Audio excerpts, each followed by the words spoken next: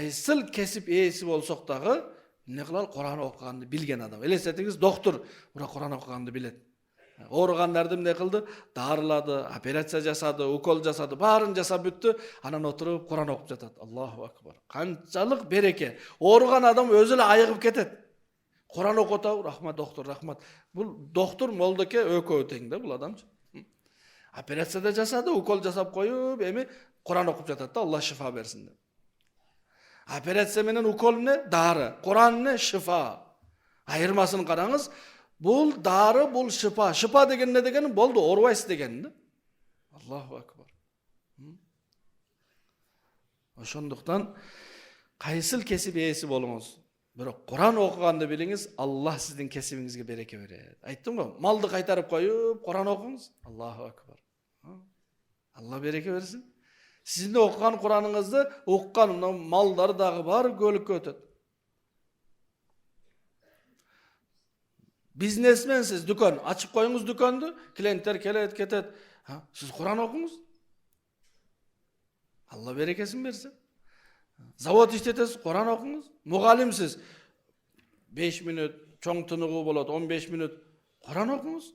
Алла береке берсин. Иштеген жериңизге, тарбиялап жаткан балдарга. Ошондуктан ыйык Кур'ан бул хидаят китеби, хифазат сактык китеби, берекет китеби, шифа китеби жана Аллахтын рахматы түшө турган китеп. Бир адам жакыныбыз, чоң атабыз, таятабыз, же атабыз каза болду. Биз аябай жакшы көрөбүз аларды. Эми эмне кылып жакшылык кыла алабыз? Аларга бир тамак жеткизип бере албасак, кийим алып бере албасак, ат мингизе албасак, эмне кылып жакшылык кыла алабыз? Ушул жакшылыктардан дагы өткөн, аларга жеткизе ала турган жакшылыгыбыз ыйык Кур'ан окуп багыштасак. Ким? Каза болгон адамдын уулу, кызы окуганга жетпей. Хадисте себеп ошол айтылган. Валадун салихун яд'у лаху. Каза болгон адамдын өз уулу дуа кылса атасына. Аллаху акбар. Молдоке атама Кур'ан окуп дуа кылып коюңуз. Жарайт. Жакшы. Молдоке окуйт. Дуа кылып коет атаңызга. Соп сөзсүз тиет. Бирок молдоке сиздин атаңыздын баласы эмес да. Атаңыздын баласы ким? Сиз. Биз каза болгон жакындарыбызга ыйык Кур'ан окуп багыштагандан ушунчалык жакшылыктарды жеткизген болобуз. Элестетиңиз, эң жакшы тамактарды алып бергендей дүйнөдө, эң кымбат кийимдерди кийгизип, эң кымбат унаага мингизгендей жакшылык кылган болобуз. Эгер Кур'ан окуп багыштасак, я Аллах, ушул Кур'андын соонун атама, чоң атама, таятама багыштадым деп. Кур'ан окуп бүтүп 10 кишиге багыштаңыз, 100 кишиге багыштаңыз, Аллах Таала баарына соовун жеткизет. Мындай эмес бул 100 сом эле ошо 2 кишиге 50-ден бердим түгөп калды эми. Жок, андай эмес бул. Ыйык Кур'андын сообу ушундай, бир аяттын сообу бардык адам затына жетет да. Себеби бирөөгө багыштадыңызбы, Аллах ошону сизге 10 эсе кылып кайтарат да. Экинчисиге багыштадыңызбы, 10 эсе кылып кайтат да. Бул ошондой сооп.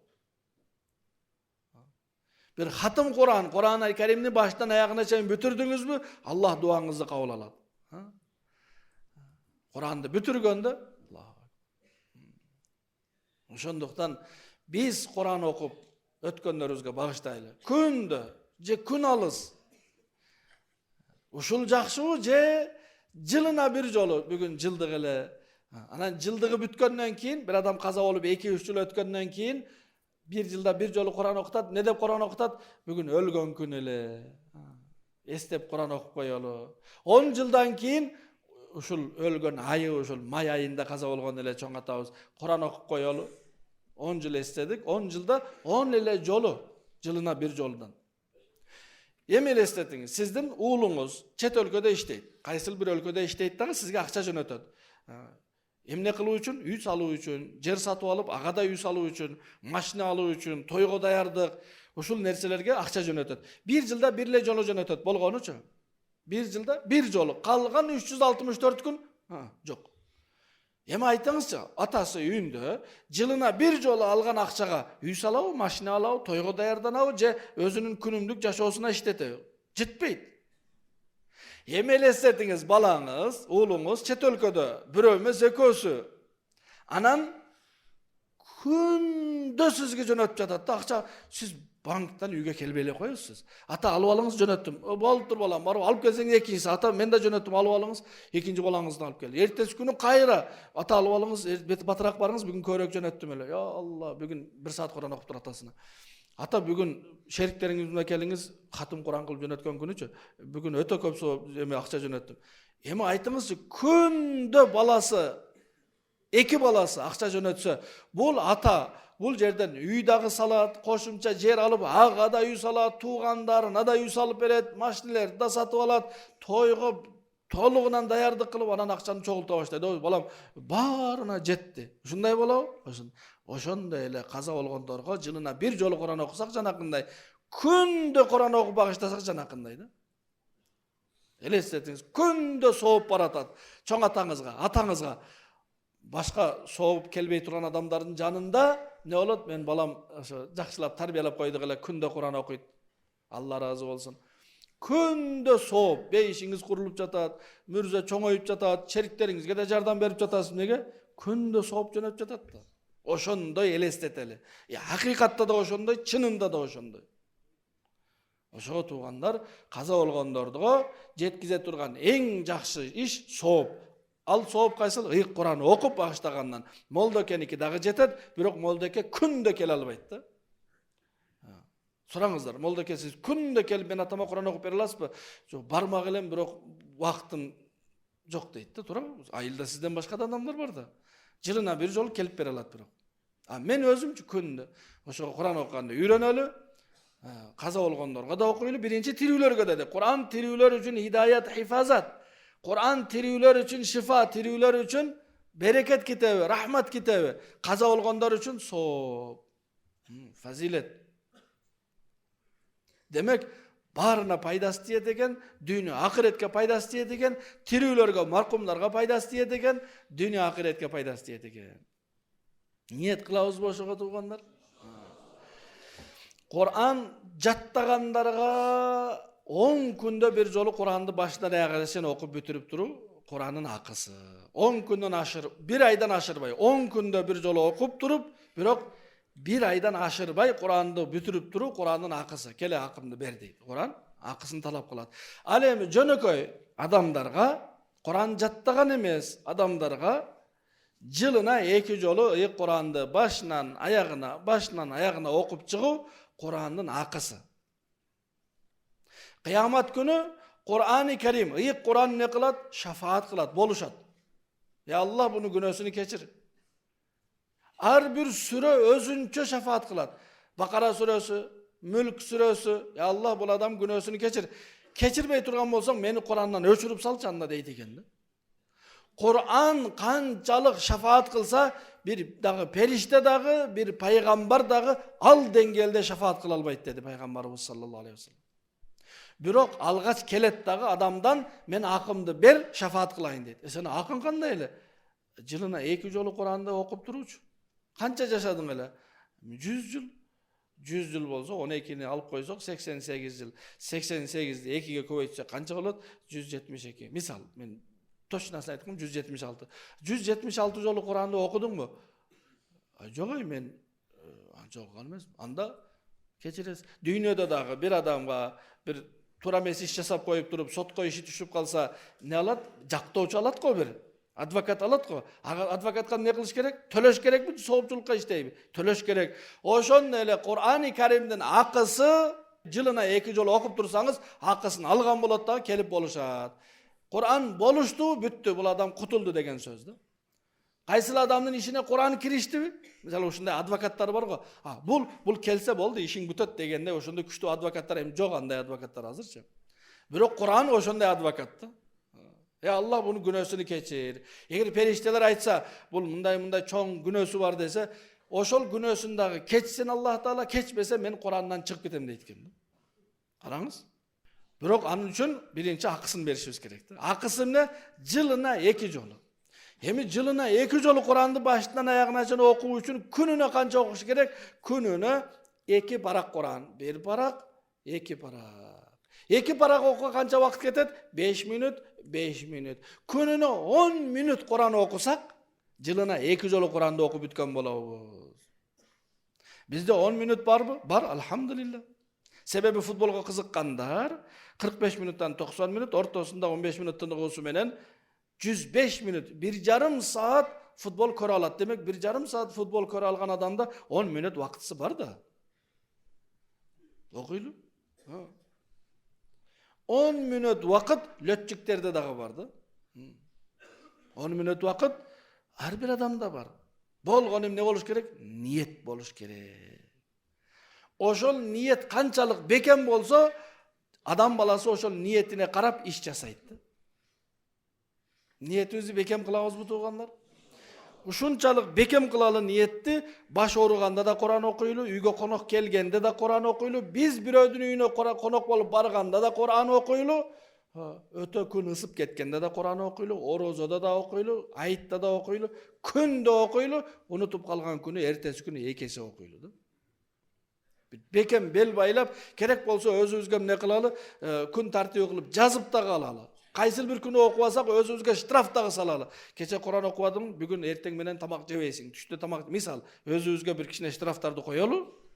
Анан кичине Кур'ан окуй баштайбыз. Штраф жок да, окусаң окудуң, окубасаң жок. Эч ким сураган адам жок болгон үчүн биз Кур'ан окубайбыз. Кичине өзүбүздү тарбиялайлы. Кайсыл бир күнү эгер мен ошол өзүмө тапшырма кылган 5 мүнөт эртең менен 5 мүнөт кечинде 10 мүнөт Кур'анды окубасам, мага 500 сом штраф деп коелу эле. Йо Алла, 10 мүнөт эмес, 15 мүнөт окуйсуз күндөчү. Штрафтан коркосуз да. Эгер 1000 сом штраф десеңиз, я Алла, эртең менен туруп, намаз окубай туруп Кур'ан окуйсуз да. Дарат алып келип албетте. Неге? Штраф бар да. Өзүбүзгө штраф салалы. Себеп тартипке түшүүдүн бир жолу ошол. Эми өзүбүз ура албайбыз, туурабы? Сазанын бир жолу сабаш керек, бир жолу штраф салыш керек. Ошого өзүбүзгө штраф салалы. Кур'ан окубаган күнү мен түшкү тамак жебейм. Мисал, өзүбүзгө, бирөөгө эмес, балаңызга мындай кылбаңыз. Мына Кур'ан окубасаң тамак жок. Жок, андай кылбайлы. Анда тамак Кур'ан болуп калат да. Өзүбүздү тарбиялоо үчүн максат эмне туугандар? Максатыбыз Кур'ан менен достошолу, Кур'ан менен жаталы, Кур'ан менен туралы, өзүбүзгө Кур'ан окуйлу. Кур'ан окусак, канча адамдар бар кыйналып жүрөт, кыжалатмын деп, Кур'ан окусак кыжалатчылык кетет. Канча адамдар бар түнү уктай албайт, уйку келбейт, Кур'ан окуйлу, Аллах уйку берет. Канча адамдар бар түрдүү кыйынчылыктарда, карыз кыйынчылыгында, жумушу жүрүшпөй, үйлөнө албай, маселен барды Кур'ан. Үйлөн албай атасызбы? Кур'ан. Уулдуу боло албай атасызбы? Кур'ан. Уулдуу болуп туруп уулуңуз жакшы болбой атабы? Ыйык Кур'ан. Айттым го, төрөлгөндө Кур'ан, жашаганда Кур'ан, өлгөндө Кур'ан, дүйнөдө Кур'ан, ахиретте Кур'ан, түнү Кур'ан, күндүзү Кур'ан, Кур'ан эле Кур'ан. Пайдасы бар да. Ошого биз эртең менен күн жашоо башталарда 5 эле мүнөт окуйлу, кеч жашоо бүткөндө 5 мүнөт окуп анан жаталы. Болду, мен айткан жокмун, 10 мүнөттөн, жарым сааттан, 1 сааттан аны кыла албайбыз. Кылбай эле коелу. 5 мүнөттөн бул адилеттүүлүк дагы, бул пайда да. Ошого иншалла мен дагы ниет кылам. Ар бириңиздер ниет кылыңыздар, Аллах буйрса мен Кур'ан окуйм. Азыр мына мындай ниет келет азыр бизгечи, так, май айы болду, майдын канчасы 24-ü, мына июньнун 1-синен баштайын. Июньнун же быйыл азыр май болуп калды, 5 ай өтүп кетти. Эмки жылы 1-январдан башта деп азыр шайтан бизге эмне деп атат? Варианттар издеп атат да. Туура айтты, Кур'ан окуш керек, кой. Үйрөнбөсөң болбойт деп ичибиздеги шайтан айтып атат. Бирок качан баштайсың так кара, азыр мына айтта келатат туура. Айттан кийин башта. Кээ бирлерге 5 ай өтүп кетти, май болуп туруп, май болуп. Сентябрдан башта как раз окуу да башталат. Болду, сентябрдан. Кээ бирлерге эмне дейт? 1-январдан башта как раз жылдын башынан. Жок. Бүгүннөн азыртан баштайм дешибиз керек да. Бүгүн баштайм, азыр баштайм. Биз ушунчалык Кур'андан сураныч туугандар, телефондогу Кур'андан эмес. Китеп Кур'андан. Себеп телефондогу Кур'андан окуп жатканда окуйбуз дагы бирөө чалып калса кол сүйлөшүп кетебиз да. Кур'анга адепсиздик болот. Ошого аны болбойт деген эмесмин. Ал болот. Өтө жакшы. Бирок ыйык Кур'ан башкача да. Тамакты Табакка салып жеген жакшыбы же пакеттен да жей берсе боло береби? Боло берет го, эми курсак тоет, пакеттен жейсизби, газетага салып жейсизби, эмне айырмасы бар? Бирок тарелкага салып, кашык менен жеген бул эмне? Маданият да, бул адеп да, туурабы? Чайды мисалы сизге каяка куюп берсе жакшы болот? Пиалага, чыныга куюп берип, башка жолу дагы бар эле, айтпай эле коеюн. Эми ошондой кылалы. Туурабы? Дароо айтпаңыздар, ана телефондон окуса болобу? Жок, болот, телефондон окуса болот. Эки жолу болот. Бирок китептен окуганга жетпейт баары бир деп атам да. Ошого мен дагы ниет кылам бүгүндөн баштап, эң азы эртең менен кечинде 5 мүнөт. Ошого мындай деп албаш керек. Болду, мен Кур'андын пайдасы ушунчалык уктум, бүгүндөн баштап күндө 1 сааттан Кур'ан окуйм. Бүгүн окуйсуз, эртең окуйсуз, бир күн калып калат. Аны колуңуздан келбегенди кылбай эле коюңуз да. 5 мүнөттөн бул болот. Себеби андан азы лайык болбой калат да. 4 мүнөт Кур'ан оку деген уят болчу. Ошого жок дегенде эртең менен 5 мүнөт, кечинде 5 мүнөт. Бири-бирибизге айталы керек болсо, кара мен күндө 5 мүнөт окуп алсам, сага ушунча штраф төлөйм. Бири-бирибизге айтып алалы. Аллах Таалам бардыгыбызга ыйык Кур'ан менен мухаббат, достук насип кылсын. Жараткан Аллахым бардыгыбызга Кур'ан менен достук насип кылып, Кур'андын берекетинен Аллахым баарыбызга насип кылсын. Ыйык Кур'анда Аллах Таалам жашообуздан маанилүү орун берсин. Жараткан Аллахым Кур'андын берекетинен, шифасынан пайдалануучу мусулмандардан кылсын. Жараткан Аллахым ыйык Кур'анды алдыга коюп окуп жүрүүчүлөрдөн кылсын.